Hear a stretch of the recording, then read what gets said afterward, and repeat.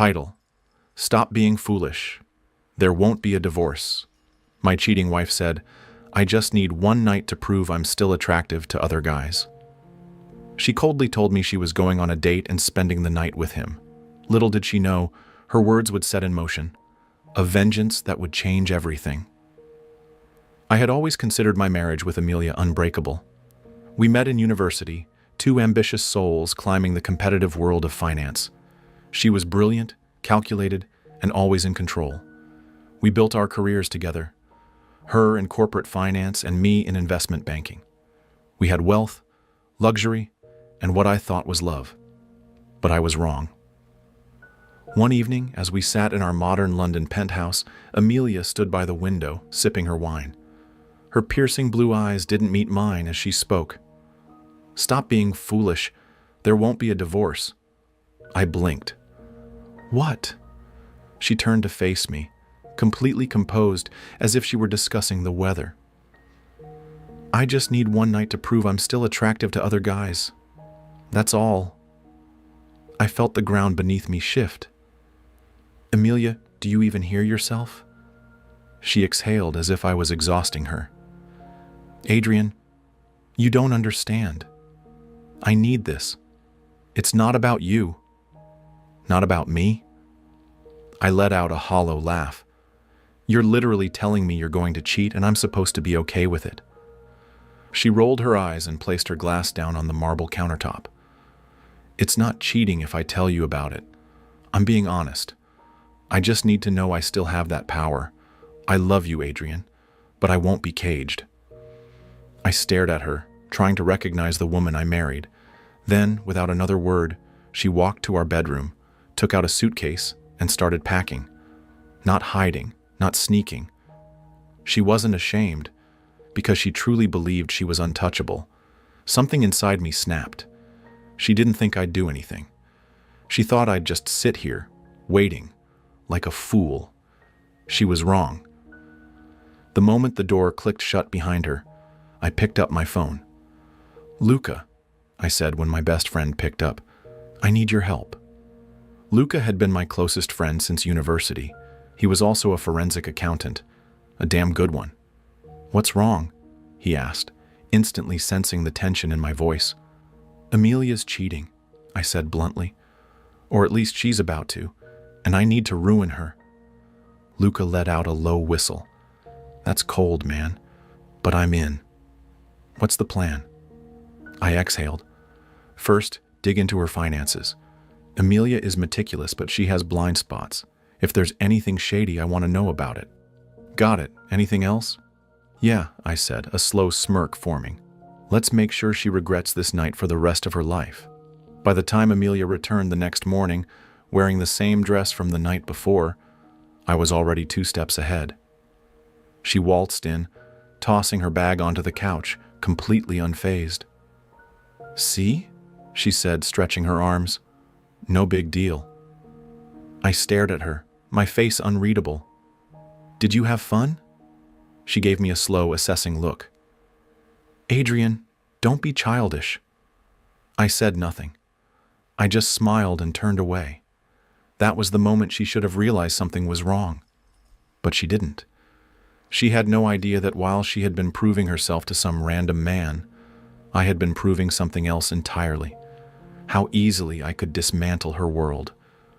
The first hit came at her job.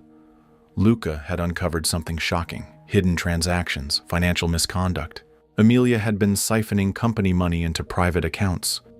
Not a lot, not enough to be immediately noticed, but enough to be illegal. She probably thought she was untouchable. That changed when an anonymous tip reached the firm's compliance department. I watched as she paced our living room later that night, her phone pressed to her ear. What do you mean? Flagged transactions? That's ridiculous. She was unraveling, and I was just getting started. The next day, her credit card got declined at a luxury boutique. She brushed it off at first. Probably a bank error, she muttered, pulling out another card. But by the end of the week, she wasn't brushing anything off. Adrian, she said one night, standing in the doorway of our bedroom, her confidence visibly shaken. Something's going on. I looked up from my laptop. Oh? My accounts, they're all frozen and… She hesitated. There's an investigation at work. Someone reported me. I arched an eyebrow. That's serious. Her eyes narrowed. You don't seem surprised. I shrugged. Maybe that's because I know exactly what kind of person you are. She inhaled sharply. I did nothing. I cut her off smoothly. You did this to yourself. Her lips parted, but she had no words. Good. Let the fear settle in. The last piece of the puzzle fell into place when I handed her the divorce papers. Her hands trembled as she flipped through the pages. You're serious? Dead serious. Her face contorted. You can't just leave me. I made one mistake. A mistake? I laughed. No, Amelia. You made a choice, and so did I. Her arrogance faded, replaced by desperation. You love me. I shook my head. I loved the woman I thought you were, but now, I just want to watch you fall. And with that, I walked away, leaving her to deal with the wreckage of her own making. Amelia had spent years meticulously crafting her perfect image, a successful, respected woman in finance, a doting wife, a person in control of her life. But I had stripped all of that away in just a few days. The investigation at her firm intensified. The board of directors, once full of admiration for her, were now full of suspicion. Compliance officers combed through her transactions, looking at every discrepancy. Her accounts were locked. Her reputation was deteriorating. And now she had an impending divorce to deal with. The weight of it all was starting to show. One morning I watched as she sat at the kitchen counter, staring blankly at her coffee cup. Her nails drummed anxiously on the table. The ever-confident Amelia was fading, and I was savoring every second. Then came the real blow. Adrian, she called, her voice quieter than usual. We need to talk. I leaned against the door frame, arms crossed. About what? She exhaled deeply. I made a mistake. I arched an eyebrow. You don't say? She swallowed hard. I got carried away. It wasn't about you. It was about me needing to feel desirable. I finished for her. She flinched. Yes, but it didn't mean anything. I love you. I laughed, an actual deep laugh. You love me? I repeated. You love me so much that you told me to my face you were going to sleep with another man? That's the love you're talking about? Her eyes welled up with tears. I didn't think it would hurt you this much. I tilted my head. And that's the problem, Amelia. You never thought about me at all. She reached for my hand, but I stepped back. We can fix this, she pleaded. I gave her a long, hard look. No, Amelia, you can live with the consequences. The next week was her breaking point. First, the firm fired her. The financial discrepancies were too damning. She tried to deny it, to fight it, but once a scandal touches finance, there's no saving face. Then she learned that her lover, the man she had risked everything for, had ghosted her. He was just some guy who had no intention of sticking around for the fallout. But the final nail in the coffin was when she realized she had nothing left. Amelia had always assumed she was untouchable, that no matter what, she could always manipulate her way back to safety. But not this time. Because I had made sure she lost everything. The divorce papers were just the beginning. I had already moved all the assets into my name legally.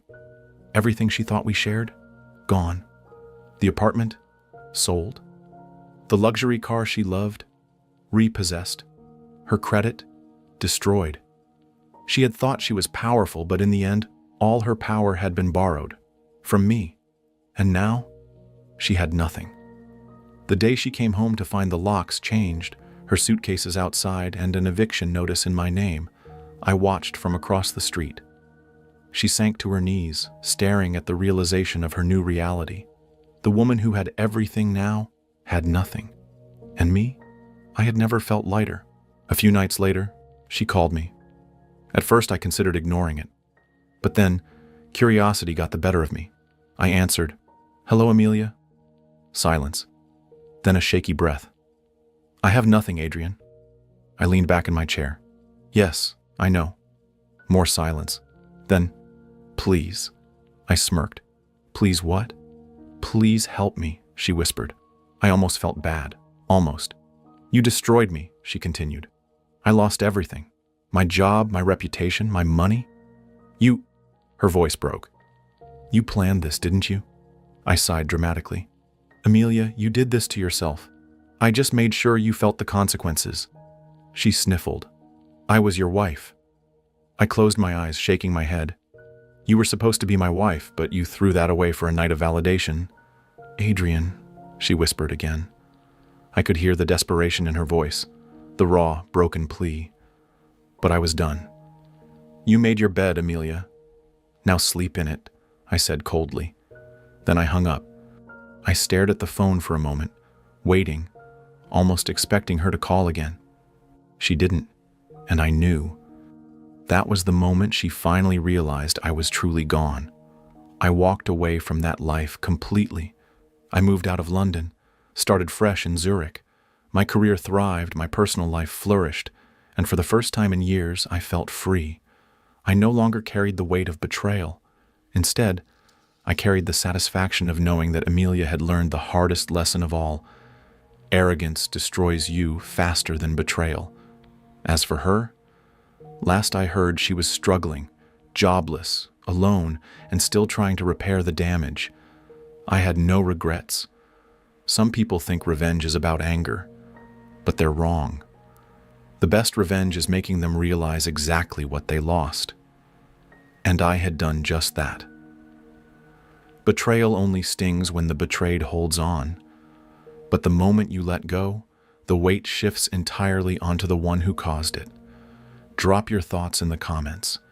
And if you loved this revenge story, subscribe to the channel for more.